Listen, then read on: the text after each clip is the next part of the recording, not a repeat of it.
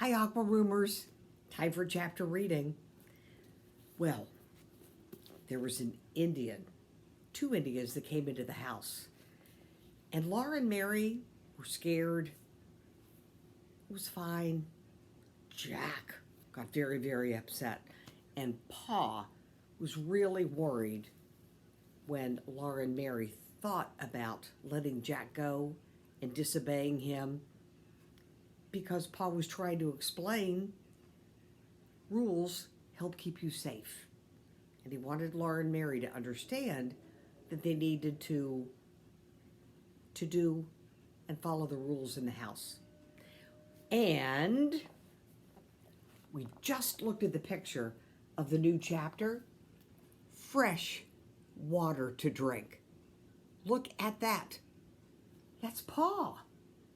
He's digging a huge hole. Look how deep he is in the ground. Oh.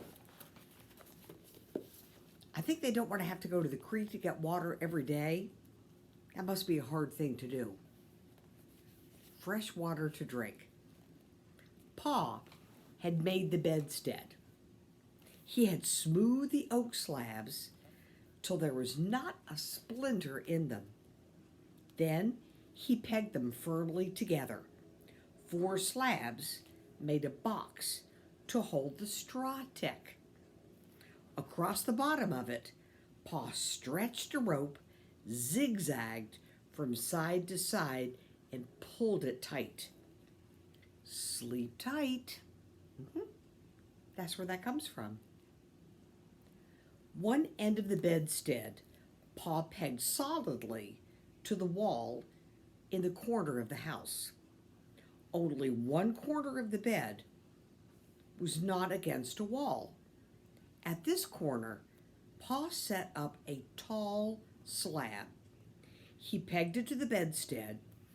As high up as he could reach, he pegged 2 strips of oak to the walls and to the tall slab. Then he climbed up on them and pegged the top of the tall slab solidly to the rafter. And on the strips of oak, he laid a shelf above the bed. "There you are, Caroline," he said. "I can't wait to see it all made up," said Ma. "Help me bring in the straw tick." She had filled the straw tick that morning. There was no straw on the high prairie, so she had filled it with dry, clean, dead grass. It was hot from the sunshine, and it had a grassy, sweet smell. Pa helped her bring it into the house and laid it in the bedstead. She tucked the sheets in, spread her prettiest patchwork quilt over them. At the head of the bed, she set up the goose feather pillows and spread the pillow shams against them. On each white pillow sham, 2 little birds were outlined with red thread. Then Pa and Ma and Laura and Mary stood and looked at the bed. It was a very nice bed. The zigzag rope was softer than the floor to sleep on. The straw tick was plump with the sweet-smelling grass. The quilt lay smooth, and the pretty pillow shams stood up crisply. So they slept on straw tick. It's like a mattress, so it's the material that is stuffed with straw, or on the high prairie, it's stuffed with grass. The shelf was a good place to store things. The whole house had quite an air with such a bed in it. That night, when Ma went to bed, she settled into the crackling straw tick and said to Pa, "I declare I'm so comfortable it's almost sinful." Mary and Laura still slept on the floor, but Pa would make a little bed for them as soon as he could. He had made the big bed and he had made a stout cupboard and padlocked it so Indians would not take cornmeal if they came again. Now he had only to dig a well, and then he would make that trip to town. He must dig the well first so that Ma could have water while he was gone. The next morning, he marked a large circle in the grass near the corner of the house. With his spade, that's a shovel, he cut the sod inside the circle and lifted it up in large pieces.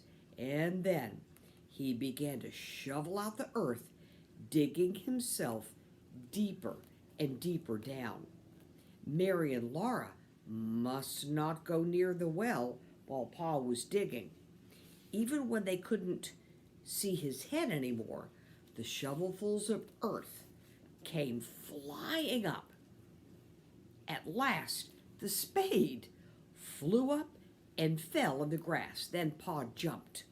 His hands caught hold of the sod, and then one elbow gripped it, and then the other elbow, and with a heave, Pa came rolling out.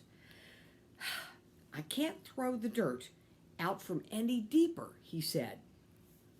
He had to have help now. So he took his gun and he rode away on Patty. When he came back, he brought a plump rabbit, and he had traded work with Mr. Scott. Mr. Scott would help him dig the well, and then he would help Mr. Scott dig a well. Ma and Laura and Mary had not seen Mr. and Mrs. Scott. Their house was hidden somewhere in a little valley on the prairie. Laura had seen the smoke rising up from it, but that was all. At sunup the next morning, Mr. Scott came. He was short and stout.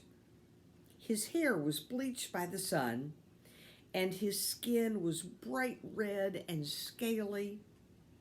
He did not tan. He peeled. "It's this blasted sun and wind," he said. "Beg your pardon, ma'am, but it's enough to make a saint use strong language. I might as well be a snake the way I keep on shedding my skin in this country." Laura liked him.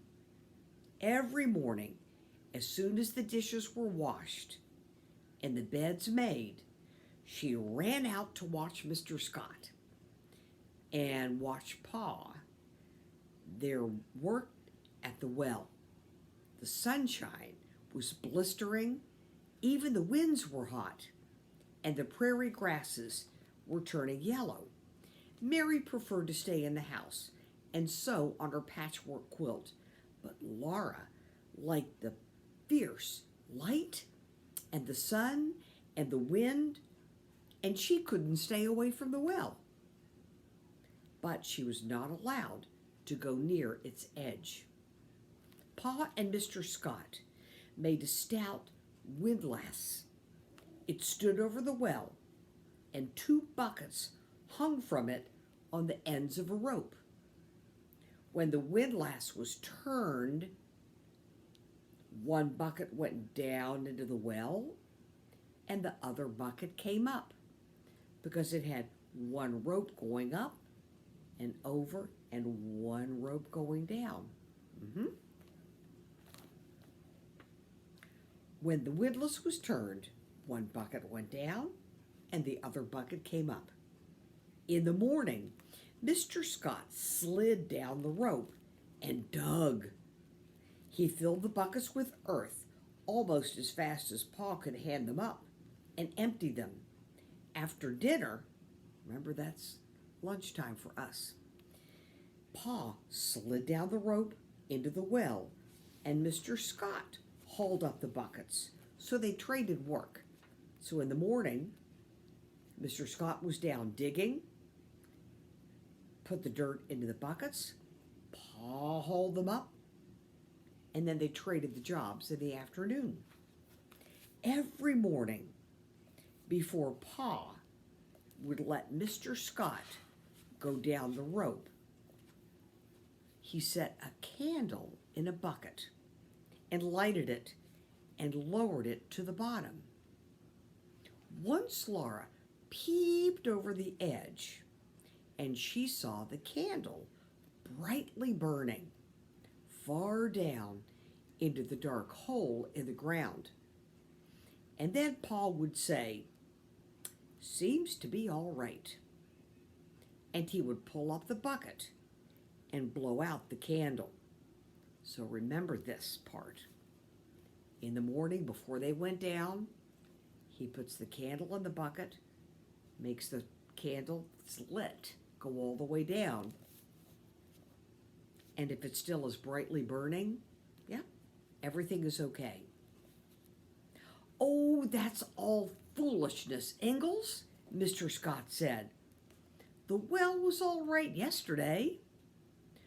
"You can't never tell," Pa replied. "Better be safe than sorry." Laura did not know what danger was looking for by that candlelight. She did not ask because Pa and Mr. Scott were busy. She meant to ask later, but she forgot. One morning, Mr. Scott came while Pa was eating breakfast. They heard him shout, "Hi, Ingalls! It's sunup, let's go." Pa drank his coffee and went out. The windlass began to creak, and Pa began to whistle. Laura and Mary were washing the dishes, and Ma was making the bed when Pa's whistling stopped. They heard him say, "Scott!" He shouted, "Scott! Scott!" And then he called, "Caroline, come quick!" Ma ran out of the house. Laura ran after her. "Scott's fainted or something down there," Pa said. "I've got to go down after him." "Did you send down the candle?" Ma asked. "No. I thought he had. I asked him if it was all right, and he said it was." Pa cut the empty bucket off the rope and tied the rope firmly to the windlass. "Charles, you can't. You mustn't," Ma said. "Caroline, I've got to." "You can't." "Oh, Charles, no. I'll make it all right. I won't breathe till I get out. We can't let him die down there." Ma said fiercely, "Laura, keep back." So Laura kept back. She stood against the house, and she shivered. "No, no, Charles, I can't let you," Ma said. "Get on Patty. Go for help." "There isn't time. Charles, if I can't pull you up, if you keel over down there and I can't pull you up, Caroline, I've got to go," Pa said. He swung into the well. His head slid out of sight, down the rope. Ma crouched and shaded her eyes, staring down into the well. All over the prairie, meadowlarks were rising, singing, flying straight up into the sky. The wind was blowing warmer, but Laura was cold. Suddenly, Ma jumped up and she seized the handle, and she tugged it with all of her might, and the rope strained, and the windlass creaked. Laura thought that Pa had keeled over down in the dark bottom of the well, and Ma couldn't pull him up. But the windlass turned a little and a little more. Pa's hand came up, holding to the rope. His other hand reached above it, took hold of the rope. Then Pa's head came up. His arm came onto the windlass, and then somehow he got to the ground and he sat there. We're going to read about this the next day, but I have to show you the picture. Look. See? This is the windlass turning the rope. And they're trying to get Mr. Scott out of the well. Oh, tomorrow lots more. And I have a story to tell you about this. Oh, you're going to love it. All right. Bye, Aqua Roomers.